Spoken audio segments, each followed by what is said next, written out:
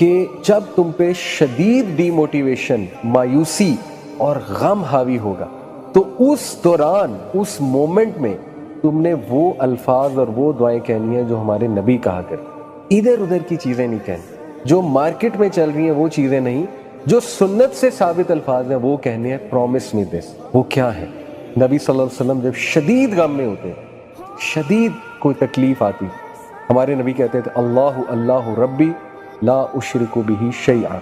इसी तरह हमारे नबी कहते थे या हय्यु या कय्यूम बिरहमतिका अस्तगीस। इसी तरह हमारे नबी कहा करते थे ला इलाहा इल्लल्लाहुल अज़ीमुल हलीम, ला इलाहा इल्लल्लाहु रब्बुल अर्शिल अज़ीम, ला इलाहा इल्लल्लाहु रब्बुस समावाति व रब्बुल अर्ज़ि व रब्बुल अर्शिल करीम। इसी तरह नबी सल्लल्लाहु अलैहि वसल्लम ने सिखाया कि जब तुम पे रिग्रेट हावी हो जाए, तुम कहो मेरे साथ ये क्यों हुआ, काश ऐसा हो जाता तो ना हो, तो कहो क़द्दर अल्लाहु व मा शाअ फ़अल।